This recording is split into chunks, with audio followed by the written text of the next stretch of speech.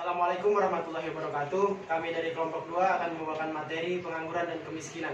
Pertama-tama saya akan memperkenalkan diri. Nama saya Rahul Ramadan. Saya Seli Salina. Saya Smida. Saya Putri Anggraini. Saya Zahra Alifia. Saya Sarmila. Dan saya Muhammad Armi. Baiklah, di sini saya akan menjelaskan pengertian pengangguran dan kemiskinan. Yang pertama, pengertian pengangguran. Pengangguran adalah di mana saat seseorang tidak memiliki pekerjaan atau sedang mencari pekerjaan atau mencari pekerjaan yang lebih baik lagi. Kemudian pengertian kemiskinan. Kemiskinan adalah keadaan saat seseorang tidak bisa memenuhi kebutuhannya seperti makan, tempat tinggal, pendidikan, dan kesehatan. Materi selanjutnya adalah jenis-jenis pengangguran. Jenis-jenis pengangguran terbagi menjadi dua. Jenis pengangguran berdasarkan lama waktu bekerja dan jenis pengangguran berdasarkan penyebab terjadinya. Jenis pengangguran berdasarkan lama waktu bekerja terbagi menjadi tiga. Yang pertama adalah pengangguran terbuka, yang kedua setengah menganggur, dan ketiga adalah penganggur berselubung. Pengangguran terbuka adalah tenaga kerja yang benar-benar tidak memiliki pekerjaan atau tidak bekerja sama sekali. Pengangguran ini terjadi karena tidak adanya lapangan pekerjaan atau ketidaksesuaian lapangan pekerjaan dengan keahlian pekerja tersebut.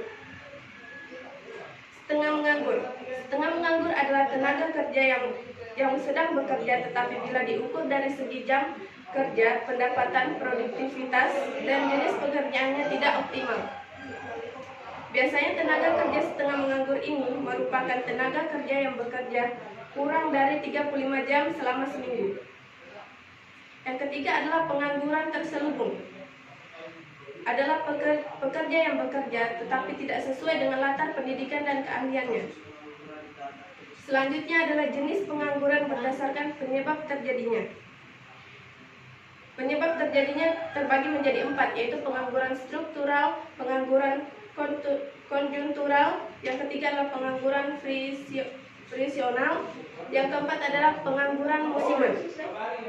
Yang pertama, pengangguran struktural, yaitu pengangguran yang disebabkan oleh terjadinya perubahan struktur perekonomian, misalnya perubahan struktur dari agraris ke industri. Perubahan ini menuntut tenaga kerja memiliki keterampilan tertentu untuk bisa bekerja di dunia industri. Selanjutnya adalah pengangguran konjuntural, yaitu pengangguran yang disebabkan oleh pergerakan naik turunnya kegiatan perekonomian suatu negara. Ada masa pertumbuhan naik, masa resesi turun, dan masa depresi turun. Selanjutnya adalah pengangguran friksional, yakni pengangguran yang disebabkan oleh pergeseran pekerja yang ingin bergeser dari satu perusahaan ke perusahaan lainnya. Yang keempat adalah pengangguran musiman, yaitu pengangguran yang disebabkan oleh perubahan musim atau perubahan permintaan tenaga kerja secara berkala.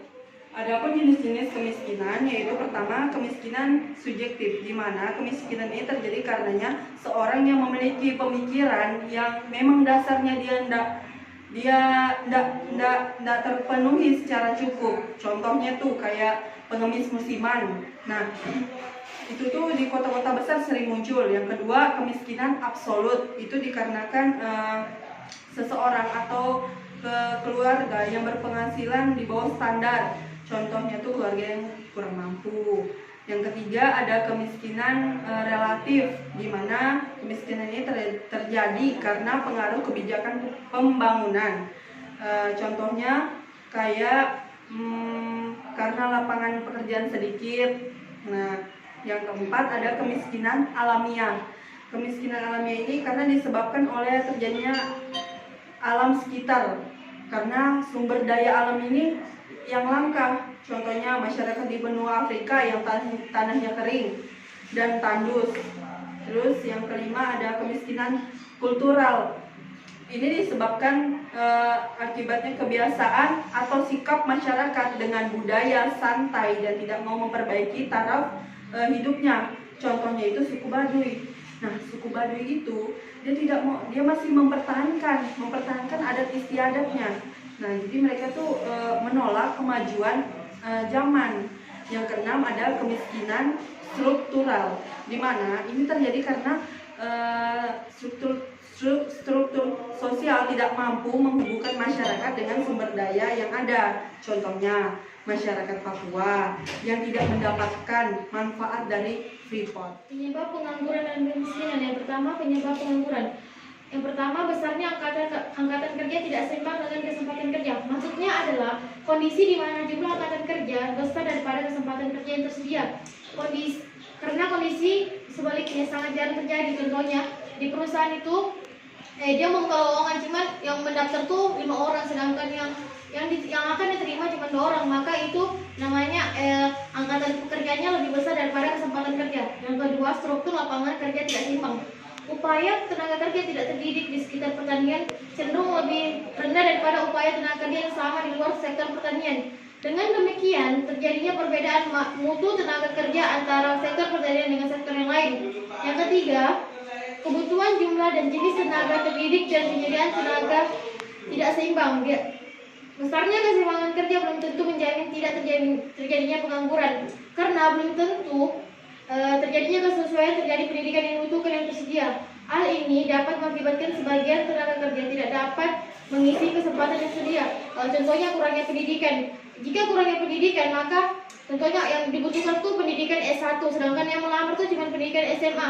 Dan ada yang melamar sebagai pendidikan S1, otomatis yang akan diterima tuh pendidikan S1 daripada pendidikan tamatan SMA. Yang terakhir, penyediaan dan pemanfaatan tenaga kerja antar daerah tidak seimbang. Jumlah tenaga kerja di suatu daerah mungkin saja lebih besar daripada kesempatan kerja, sedangkan di daerah lain dapat terjadi sebaliknya.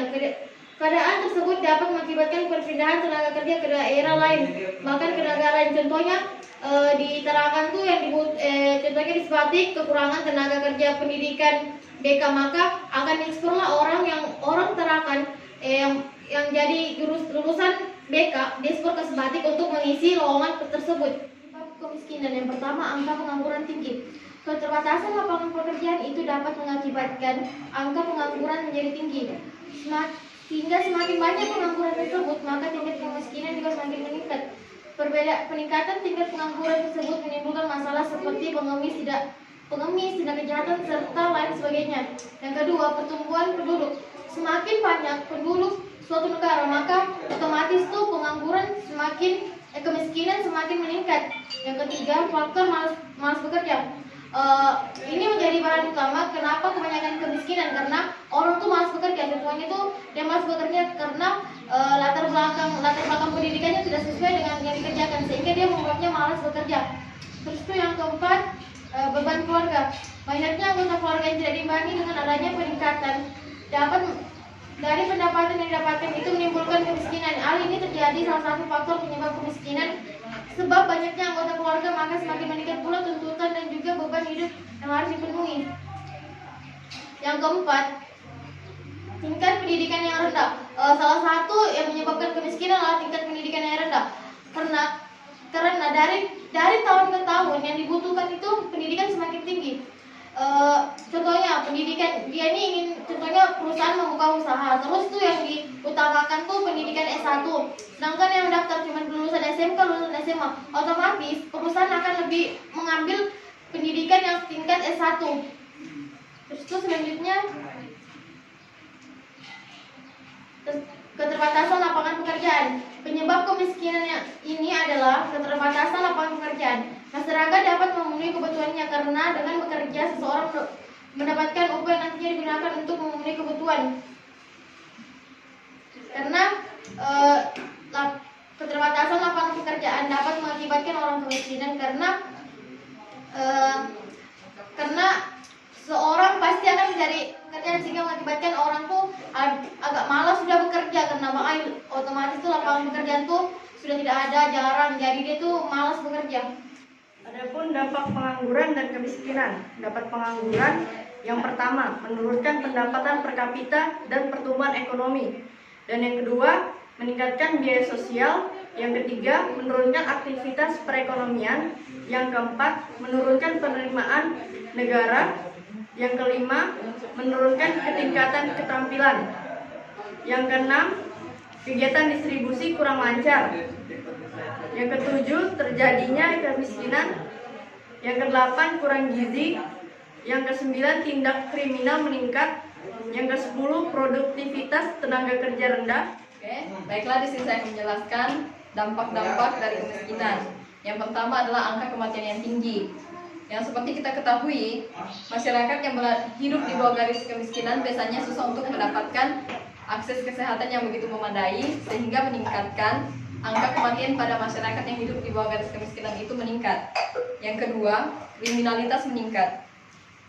Kriminalitas meningkat ini merupakan salah satu dampak dari kemiskinan. Hal itu tersebut disebabkan karena masyarakat yang kurang mampu lebih cenderung untuk melakukan hal-hal yang bersifat kriminalitas. Ya, salah satu di antaranya yaitu pencurian, penipuan, perampokan, dan lain sebagainya. Yang ketiga, akses pendidikan tertutup.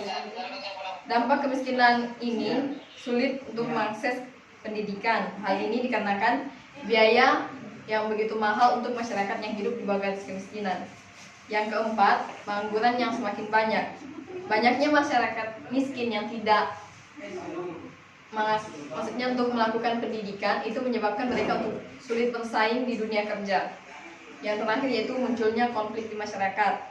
Adanya rasa ketidakpuasan serta kecewa pada masyarakat miskin umumnya dilampiaskan dengan tindakan-tindakan yang anarkis dan juga bahkan dapat menimbulkan konflik yang bernuansa sara di masyarakat. Ya, di sini saya akan menyampaikan contoh tentang kasus pengangguran dan kemiskinan.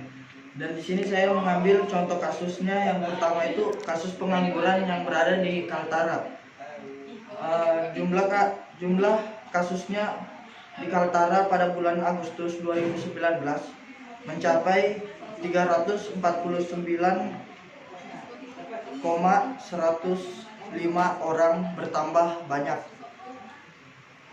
dibandingkan dengan angkatan kerja bulan lalu. Dengan jumlah penduduk yang ada di Kalimantan Utara pada Agustus 2019 mencapai 333,77 orang, bertambah sebanyak 10.037. Tingkat pengangguran terbuka yang ada di Kalimantan Utara pada bulan Agustus itu mencapai 4,40% atau sebanyak 15,380 orang. Pada bulan Agustus 2019 penduduk umumnya bekerja pada lapangan usaha pertanian sebesar 30,54%. Berikutnya adalah perdagangan sebesar 15,41% dan administrasi pemerintah sebesar 10,38%.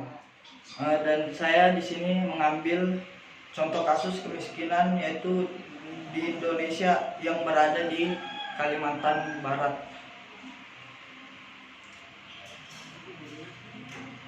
Kalbar juga mencatat jumlah penduduk miskin di Kalbar pada bulan Maret 2019 sebanyak 374,41 ribu orang atau 7,49%. Kalbar juga memiliki wilayah kurang lebih 1.446